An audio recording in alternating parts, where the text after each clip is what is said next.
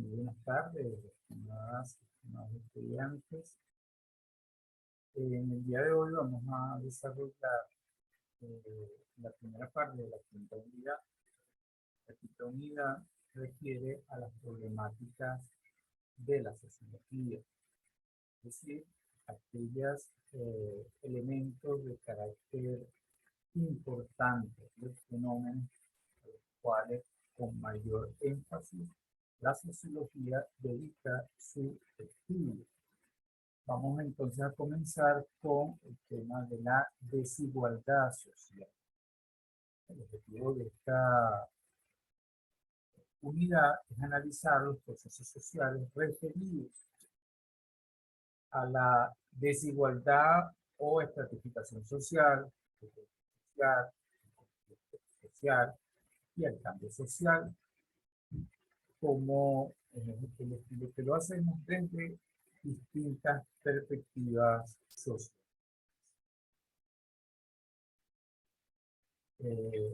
La agenda del tema de hoy pasa por definir lo que se entiende por desigualdad y estratificación, qué tipos de estratificación social se identifican en la literatura, algunas teorías sociológicas acerca de la estratificación.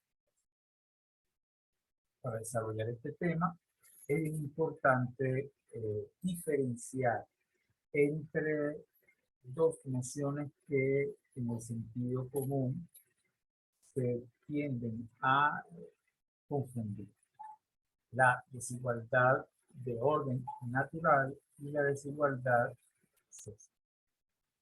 Cuando hablamos de la desigualdad natural, estamos reconociendo un hecho, es que los seres humanos somos diferentes. Muchísimas cualidades, muchísimas características que hacen que estos millones de personas que existimos sobre la faz de la Tierra seamos diferentes. Entre las características que nos hacen diferentes está el tema de la edad. Son niños, jóvenes, son adultos mayores,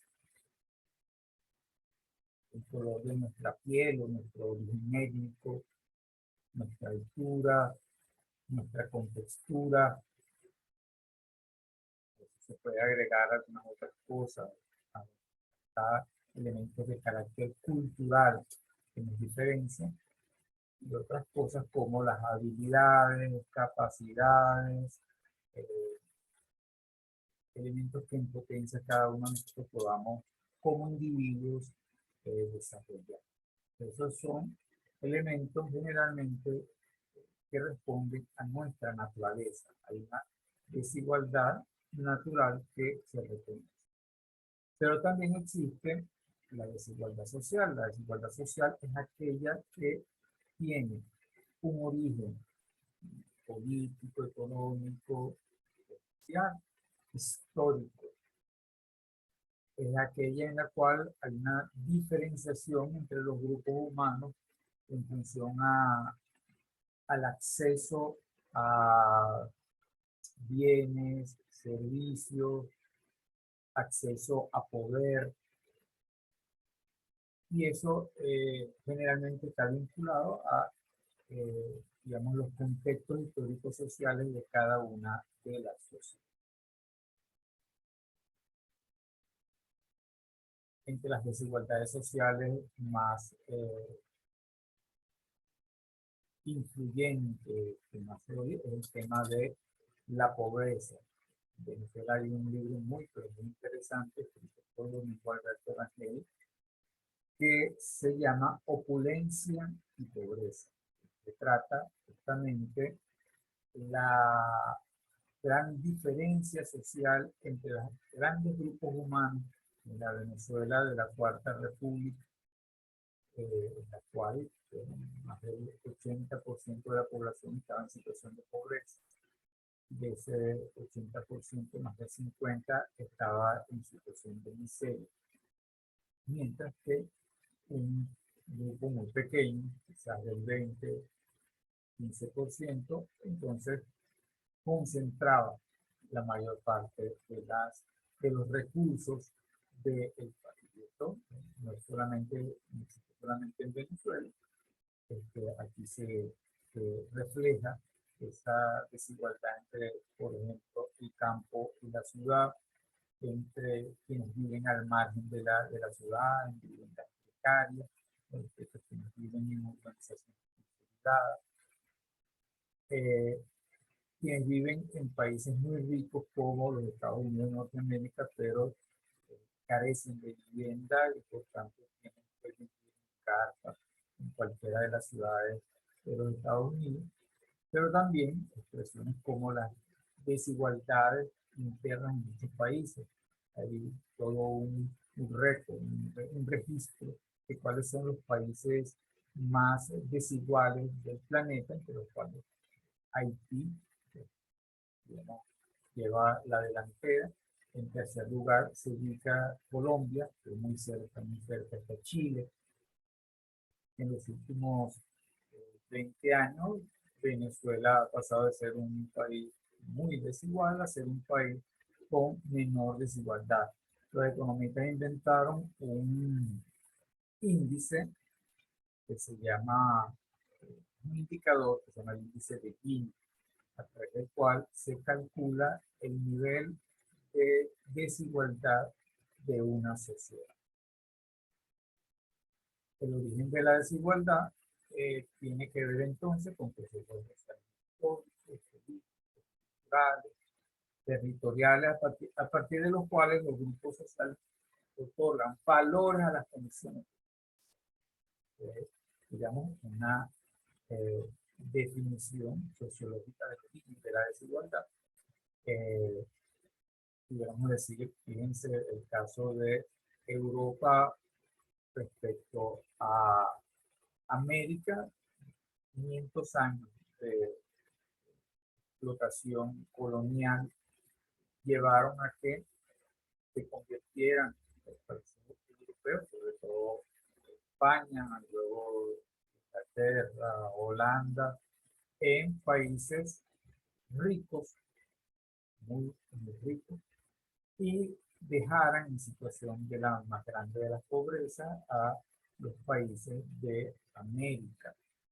Situación que se ha venido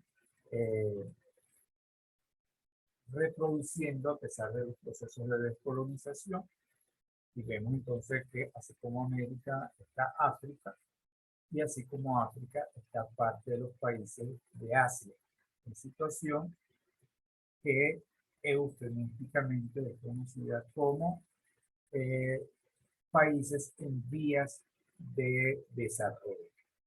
Pero son expresiones de desigualdad en general, digamos, en la población mundial. Se habla de que el 1% de la población concentra más del 20 o 30% de la riqueza, mientras que el 80% de la población apenas accede a un muy, pero muy pequeño, una pequeña cantidad o proporción de recursos. Eso es actualizado, lo podemos ver en cualquier publicación de las Naciones Unidas. Esa situación es mundial, pero lo podemos ver reflejado a lo interno de la sociedad y los países.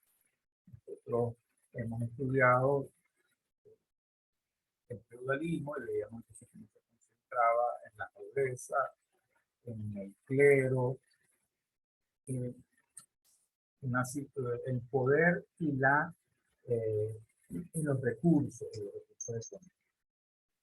Y en las bases están las grandes mayorías en este momento, fundamentalmente campesinos, que trabajaban directamente en la tierra. Si vamos un poquito más atrás, tenemos el tema de la esclavitud, los esclavos que no poseían absolutamente nada, ni siquiera su propia entidad física poseían los esclavos, mientras que los esclavistas, los dueños de la tierra, concentraban entonces la riqueza. Son situaciones extremas de desigualdad que existieron y que siguen existiendo. ¿Sí? Hay diferentes tipos de desigualdad a lo largo de la historia.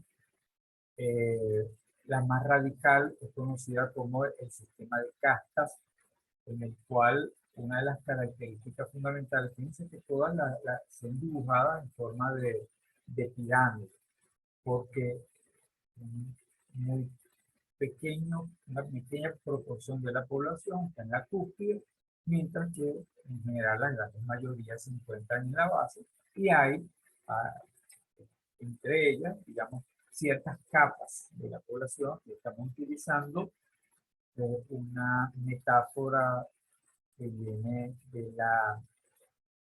eh, de los estudios del suelo, de los estudios de la tierra, de la estratificación. Entonces aquí hay esa metáfora de estratificación, que es estratificación social. En el caso de las castas, fíjense bien que no es el único país, India, pero es el más conocido, que ha tenido un sistema de castas aún vigente, que tiene entre las características más importantes, primero, razones de carácter fundamentalmente religiosa para la diferenciación.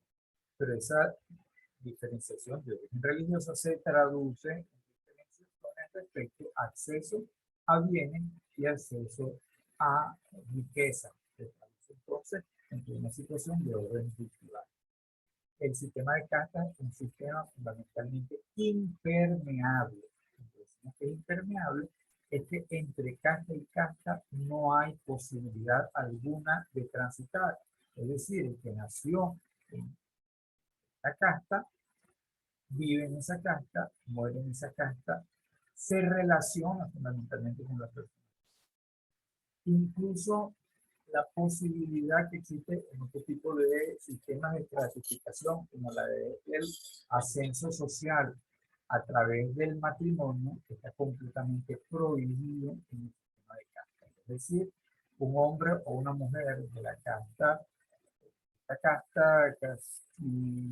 Castillas, no puede tener su matrimonio con alguien de la casta de los bolsillos o de los figuras, y mucho menos de los descartados.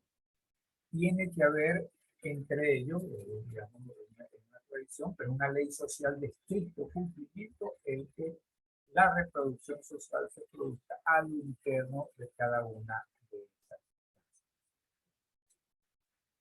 El otro sistema de desigualdad social que existe es el sistema estamental. El sistema estamental tiene su origen fundamentalmente en la sociedad feudal, al igual que que las castas, hay una fuerte separación entre ellas. Sin embargo, el sistema estamental dejaba cierto margen de permeabilidad por la vía de la ascenso social, por la vía del matrimonio con una persona de un estamento jerárquicamente superior. Eh, lo que nosotros describimos cuando vimos el feudalismo, la estructura social, es lo típico de una sociedad estamental en la cual fíjense, estaría el primer estamento, la nobleza, con sus reyes, por encima, y el alto clero. Luego estaría, digamos, sectores medios de la población, enriquecidos, comerciantes, etc. Y dentro de la iglesia, su jerarquía, pues, ¿no? Los obispos. Luego tendríamos otros que tienen cierto margen de acceso a ciertos recursos, como el caso de los que realizan trabajo por cuenta propia, los ciertos tipos de comerciantes, y finalmente, bueno, las bases de la sociedad, la gente más pobre, los campesinos, los aprendices, es el que era denominado el tercer estado. Esta es la sociedad estamental. Luego tenemos el sistema de clases, que lo vamos a ver más adelante, pero aquí lo asomamos. Bueno, aquí está el sistema de clases, es típico fundamentalmente de la sociedad capitalista, donde está una burguesía, unos sectores medios y unos sectores bajos de la población. Luego vamos a definir lo que es el sistema de clase.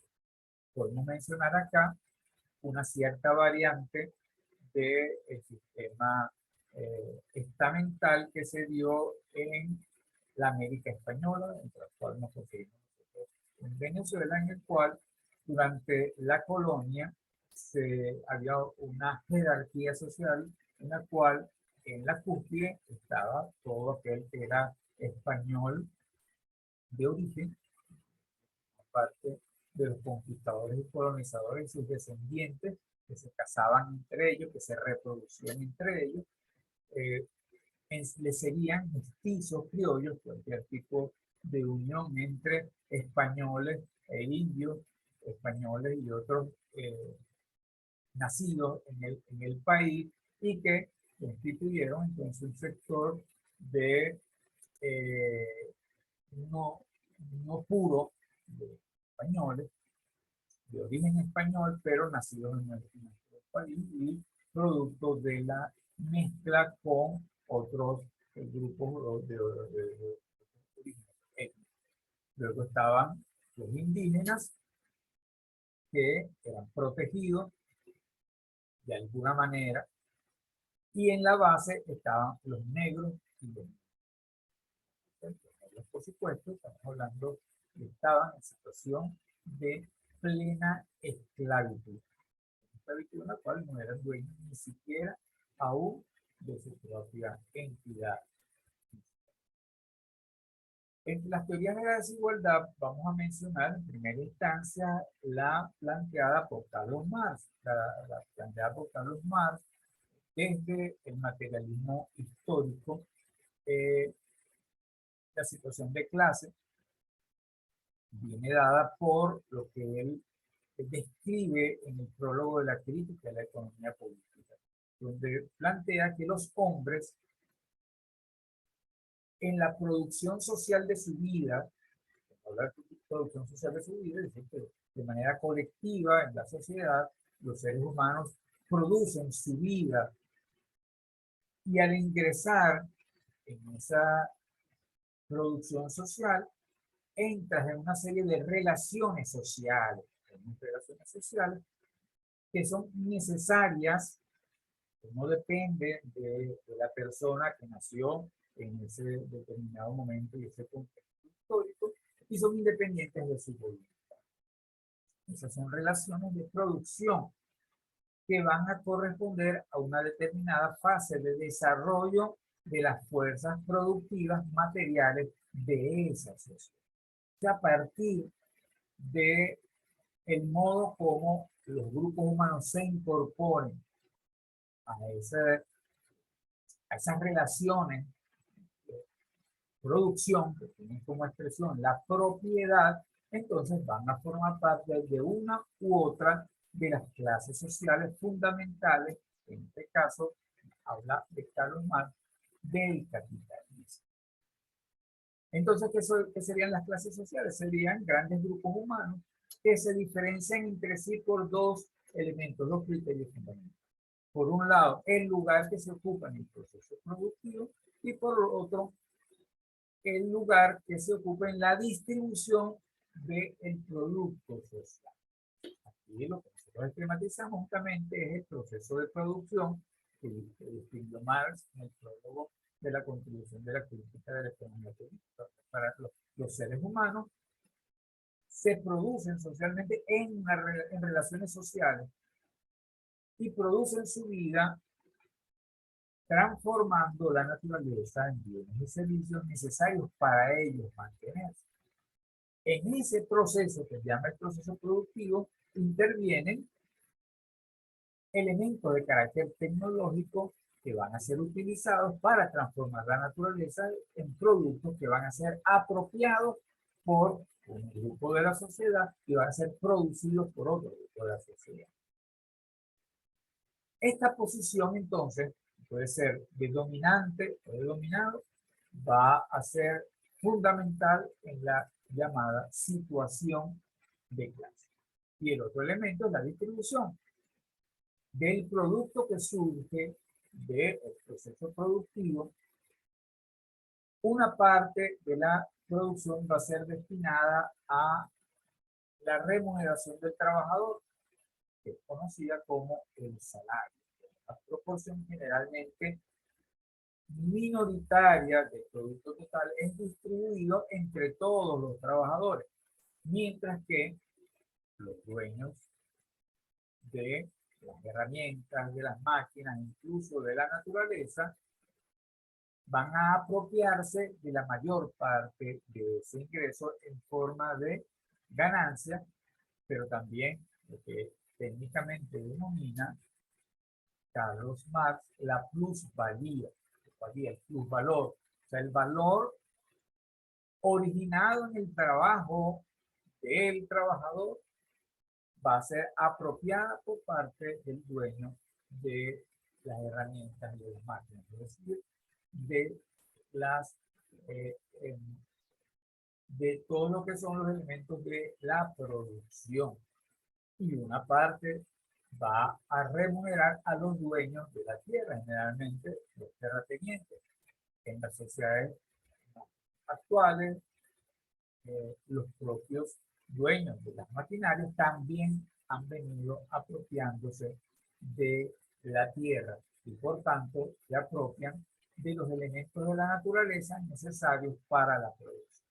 De ahí entonces surge, ¿sabes? Entonces, aquí están las clases sociales, los que se apropian de gran parte de la producción, es una minoría que va a constituir la burguesía, que no es homogénea, no es monolítica, sino que hay un concepto que se denomina fracciones de clase.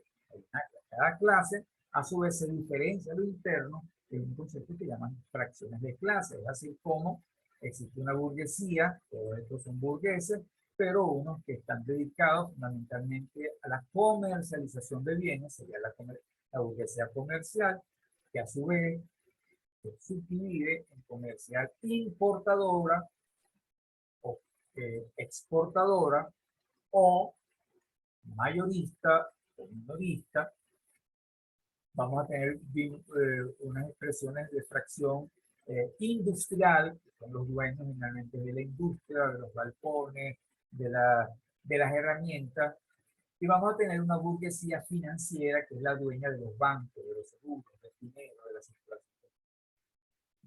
No hay entre ellas, de repente hay mucha unidad de los intereses, pero a veces hay contradicciones entre ellas. Por ejemplo, contradicciones entre la burguesía industrial y financiera en función del precio del dinero que se expresa en los intereses.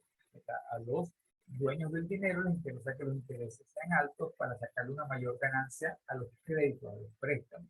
Mientras que a los industriales les conviene que sea bajo los intereses, que sea barato el precio del dinero al cual deben recurrir en forma de crédito para financiar sus operaciones. Luego tenemos también los latifundistas, como decíamos en los últimos tiempos, los propios burgueses se han venido apropiando también de las tierras que estaban en manos de los grandes dueños o los dueños de grandes extensiones de terreno y muy poco productivas. Entonces, ha surgido en el sector agrario una burguesía, y una burguesía agraria que ha venido incorporando nuevas tecnologías a la explotación de agro, la cría, y por tanto, en menos cantidad de tierra producen mayor cantidad de productos, bienes y servicios. Entonces, esa vendría siendo la clase alta. Luego tenemos una clase media, que Marx no la contempla. O sea, para Marx, los profesionales, pequeños artesanos, no son una clase social, son sectores intermedios. Para Marx, en su visión ortodoxa, las dos grandes clases sociales vienen siendo la clase burguesa y la clase trabajadora, en este caso el proletariado o clase obrera. Hoy día se habla común de sectores medios de la población, generalmente quienes administran, quienes gestionan los bienes de la burguesía, quienes tienen su propia producción, su propio comercio, quienes son empleados del Estado con cierto nivel de ingreso. Y luego vamos a tener a la clase trabajadora, generalmente tenemos a la clase obrera, pero también tenemos a quienes se dedican al servicio doméstico y también el campesinado, a los que se dedican a trabajo por cuenta de otros. Existe cierto campesinado, dueños de espacios de tierra, quizás puedan ser pequeños propietarios del campo, pequeños productores, pero acá en la clase baja generalmente va a estar aquel campesino sin tierra, aquel campesino que no posee la tierra a la cual trabaja. La otra teoría que vamos a revisar es la teoría de la estratificación de Parsons, de acuerdo a los elementos teóricos que hemos visto del estructural funcionalismo. Recordemos que para Parsons la sociedad es entendida como un sistema que puede ser analizado como si estuviera vivo, que anda en la búsqueda del orden y del equilibrio, y la pregunta fundamental siempre es cómo sobrevive, cómo persiste la sociedad en el tiempo, y para ello debe cumplir los prerequisitos funcionales y los imperativos funcionales. Entonces, la teoría de la estratificación de Parsons naturaliza la desigualdad social sobre la base de la diferenciación de grupos humanos en función del sistema rol-estatus, es decir, los roles que cumplan respecto a el resto de la sociedad y los estatus y la jerarquía que se da entre ellos, de tal manera que se plantea una jerarquía social, una distribución de los recursos de manera desigual, pero que va a estar en función fundamentalmente del cumplimiento de los imperativos sociales. Entonces, para Parsons, el problema funcional de los sistemas sociales se resume en problemas de asignación e integración. Es decir, la sociedad debe estar integrada, debe estar estructurada, y en esa jerarquía se reparte los bienes y las riquezas de acuerdo a los logros que cada uno de los estatus y roles que cumplen van a estar en función de la permanencia y la sobrevivencia de eso. Esta estratificación entonces posibilita los procesos de asignación. O sea, la asignación entonces no es al azar, la asignación no es un problema de justicia, sino que es un problema de acceso por la vía de el logro de las metas que se trazan las personas en la sociedad. La estratificación entonces es un complejo de status rol en una unidad jerarquizada que es la sociedad. Está entendida como una valoración de la contribución al sistema de la función de la unidad. Cuando estamos hablando de la unidad, estamos hablando de la unidad, rol, estatus en el sistema. No estamos hablando en estricto sentido del individuo biológico, sino que estamos hablando de ese elemento de carácter social que viene siendo la unidad, rol, estatus. Entonces, de esa participación de esa unidad en los procesos de distribución, asignación, se va a repartir los recursos y las recompensas. Como resultado, una jerarquía que para ellos entonces es legítima en función de que es esa competencia entre los roles y estatus lo que va a generar que se permanezca en movimiento el sistema social. De tal manera que la distribución de recompensas y recursos está vinculada a la actuación de, de las unidades de rol y estatus en función de los 4 imperativos que acabamos de mencionar, es decir, cómo contribuye a la adaptación en el terreno económico, cómo contribuye al logro de metas en el terreno político, cómo contribuye a la integración y finalmente cómo contribuye a la conformación de las instituciones sociales, que es el sistema de cultura. El siguiente la siguiente de las teorías que exploramos es la teoría de estatistificación, que Weber construye su teoría desde el punto de vista macrosocial sobre la base de su discusión con el fantasma de Marx. Marx plantea que la diferenciación social es fundamentalmente una diferenciación de clase, es decir, clases sociales, es decir, que tiene un origen en la economía. Eso hace que Weber acuse a la teoría de Marx de determinismo económico. Entonces, él en sus estudios va a identificar otros dos orígenes de estratificación social y de desigualdad social. Uno que va a denominar estatus, la posición relativa que tienen los individuos respecto a otros individuos, de acuerdo al prestigio y al reconocimiento que tiene la sociedad respecto a él. Y el poder, también denominado partido-poder, que es la posición política de mayor acceso a poder o menor acceso a poder que pueda tener el individuo. De tal manera que la jerarquía social es un poquito más compleja, en la cual no necesariamente quien tiene poder económico va a tener poder político o estatus. Puede ser, y es la tendencia, que el que tenga acceso a poder económico sea reconocido socialmente y a su vez acceda a poder político, pero eso no ocurre de manera mecánica en la sociedad. Por ejemplo, la sociedad colombiana es una sociedad clasista, pero que tiene ciertos ingredientes de impermeabilidad con respecto al tema del estatus y del prestigio. De tal manera que quizás personas que logren enriquecerse, acceder a recursos y poseer mayores ingresos, se les va a dificultar, el ser reconocido socialmente y tener acceso a un estatus social de prestigio. Lo que no ocurre en como la venezolana, que tienden a ser mucho más permeables.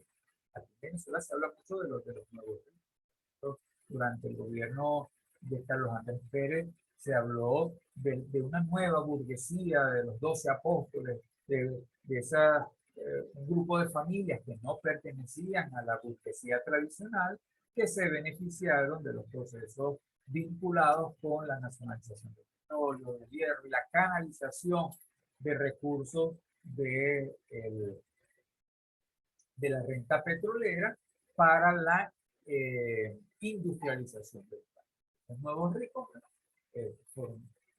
bien eran recibidos en situaciones de prestigio social y muchos de ellos, por supuesto, accedieron también a posiciones de poder.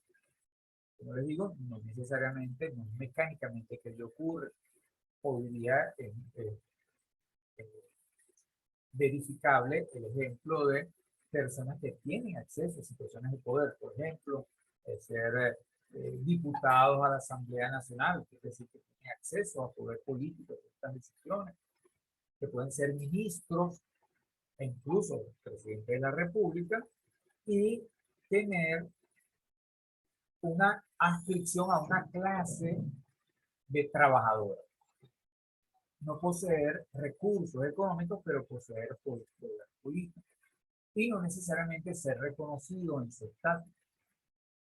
Situación similar ocurre, digamos, uno más cercano a nosotros, el tema de la universidad. ¿Quién tiene mayor estatus en la universidad?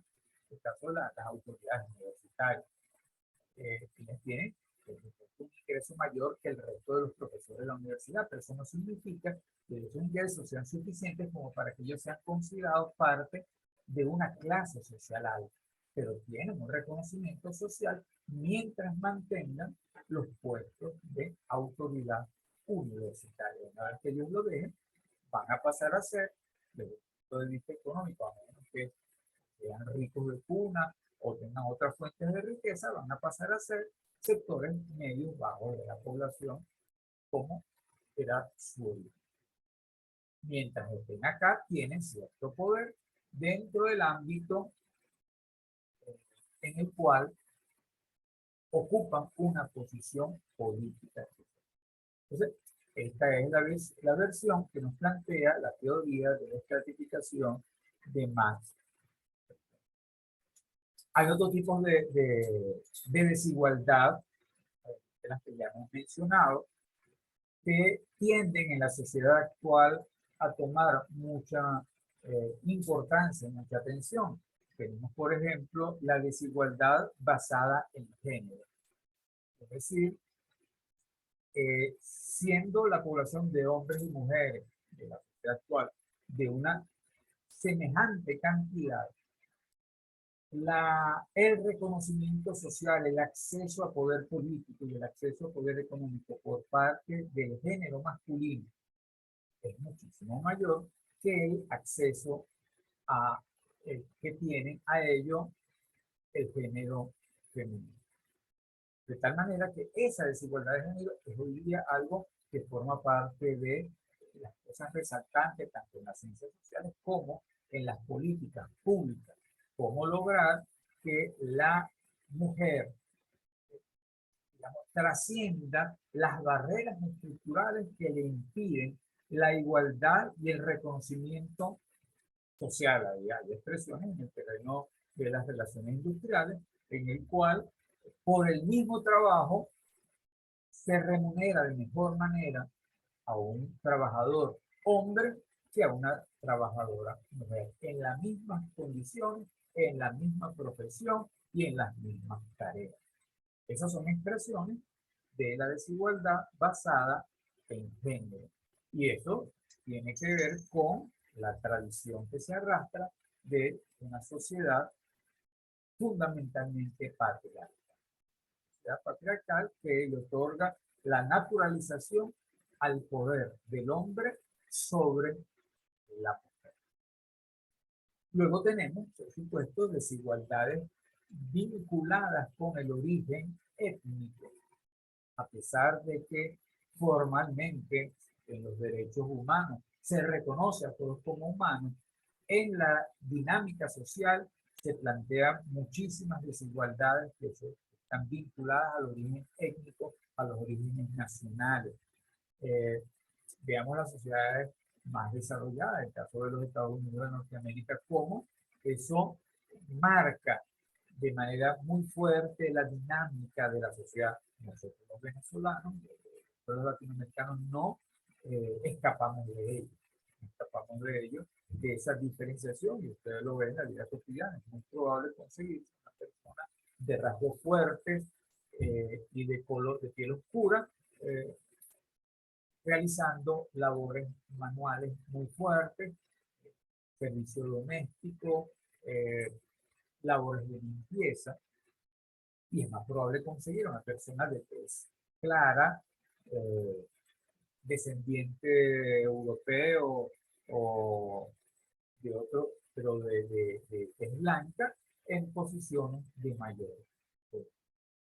Otro de los orígenes de la desigualdad que tiene mucha atención actualmente es el que tiene que ver con los temas de la discapacidad o las discapacidades. La sociedad capitalista ha venido siendo una sociedad que desecha, que excluye. Eso me recuerda a uno de los fenómenos que está vinculado al tema de la desigualdad, que es el tema de la exclusión. Y la desigualdad por exclusión va a implicar fundamentalmente a estas personas expulsadas de los sistemas productivos por padecer de alguna discapacidades algunas de nacimiento o discapacidades adquiridas incluso en los propios procesos de trabajo.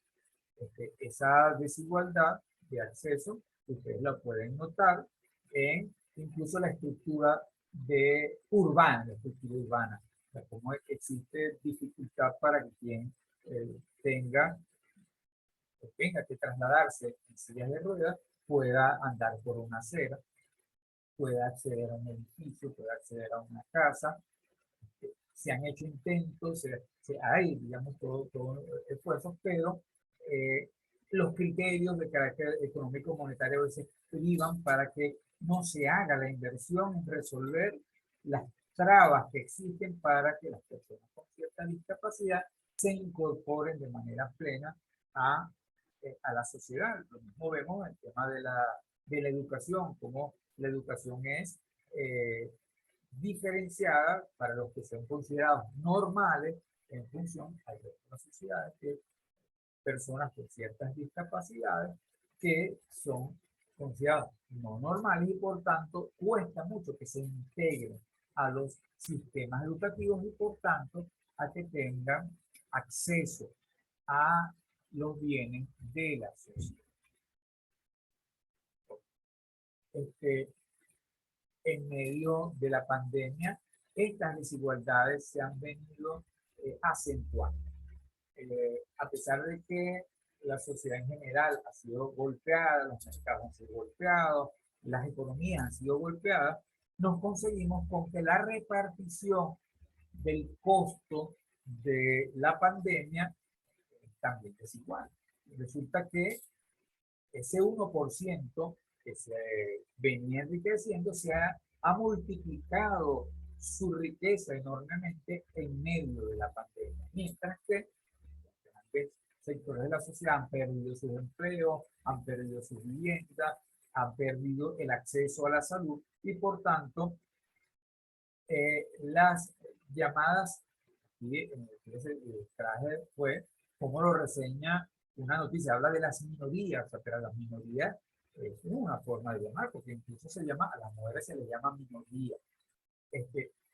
A estos sectores sociales excluidos son los que pagan el mayor precio por el tema de el virus y gran parte de los muertos, de los enfermos, los que no tienen acceso a salud son de los pobres y de los excluidos, de las clases trabajadoras. Eh, en estos países, los países de orientación capitalista más fuerte, el caso de Colombia, el caso de Chile, el caso de Estados Unidos de Norteamérica, se perdieron miles de empleos porque no hubo la protección social suficiente para que eh, la, se mantuvieran los empleos. Es el caso nuestro, donde el Estado hizo un decreto de inamovilidad laboral y lo mantuvo para que no se perdieran los empleos en medio de este tiempo de pandemia. Estas son expresiones muy actuales del tema de la desigualdad. Otras expresiones del tema de la desigualdad hoy día tienen que ver con la desigualdad en función de los países extremadamente ricos, los países extremadamente pobres. Entonces, piense bien, un periódico llamado El País nos dice que la expresión de la desigualdad es que el 1% de la población con más ingresos gana el doble que el 50% más pobre en el mundo. Esto lo dice un periódico llamado El País. Y tiene esta gráfica en la cual los que tienen están fundamentalmente hacia el norte y son los que dominan a la sociedad humana en detrimento de las grandes mayorías que no poseen acceso a recursos fiables. Hoy día se le da una gran importancia al tema de la desigualdad.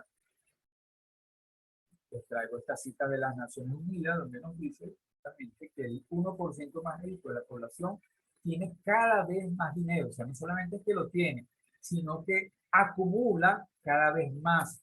Hay personas y familias que poseen recursos muchísimo más, de mayor cantidad que países completos, como el caso de Haití o como el caso de ciertos países africanos. Mientras que el 40% más pobres obtienen menos de un 25%. esto es estadístico, es un número, pero que se traduce en el gran problema de la exclusión y de la pobreza. Estas diferencias económicas y sociales aumentan la inestabilidad política y erosionan la confianza en los gobiernos. Las Naciones Unidas no están preocupados solo por las personas que sufren, que viven la pobreza, sino cómo eso se traduce en desequilibrios importantes a lo interno de cada nación, de cada sociedad, que a su vez se traducen en inestabilidad en el sistema mundial.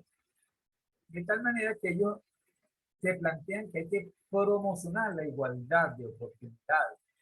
Hablan incluso de subir los impuestos, especialmente a las clases más adineradas. Cuestión que no es sencillo, porque justamente las clases más adineradas son las que tienen mayor poder político y por tanto impiden que el Estado en muchos países tome decisiones como esta que permitan entonces que pueda existir mayor redistribución de la riqueza y por tanto disminuir la desigualdad por la vía de programas, por la vía de iniciativas que canalicen una mejor redistribución de la riqueza a nivel global. La agenda que plantea para el año 2030 de lo que denominan desarrollo sostenible, las Naciones Unidas, plantea entre sus elementos cosas que tienen que ver con la desigualdad. Primero, el tema de la pobreza. ¿Cómo debemos acabar con la pobreza? Y para acabar con la pobreza tenemos que disminuir la desigualdad. Y eso de acabar con la pobreza implica que haya cero hambre. Ustedes verán que en ciertas partes, en ciertos países, viendo canales españoles, vemos la denuncia que como en esa sociedad se desecha grandes cantidades de comida en buen estado y no llega a las mayorías que no tienen acceso al alimento. Entonces, se plantea las Naciones Unidas para el Desarrollo Sostenible acabar con el hambre, acabar con la pobreza, generar mayor acceso a la salud y al bienestar, el acceso de las mayorías a la educación de calidad, resolver el problema de la desigualdad de género. Estos elementos, fíjense, los 5 primeros están vinculados con lo que luego en el número 10 lo colocan de manera explícita. La reducción de las desigualdades que perviven y que no solamente perviven en la sociedad de hoy, sino que se van acrecentando en la medida en que los sistemas políticos se mantienen bajo el poder de los sectores dominantes, los dueños de los grandes capitales, de las grandes corporaciones, e impiden que las grandes mayorías tengan acceso a salir de la pobreza, a alimentarse, a la salud y el bienestar, bajo el predominio de las teorías de que el problema de la pobreza, el problema del acceso a recursos, tiene más que ver con aptitudes y actitudes individuales y no estructurales, como viene demostrándose de la sociología. La posibilidad de la movilidad social tiene que ver con la voluntad de la sociedad de generar las condiciones para que haya acceso a los bienes necesarios por parte de las grandes mayorías y se resuelvan problemas como la desigualdad basada en género o de orden étnico o racial. Muchas gracias, profesor.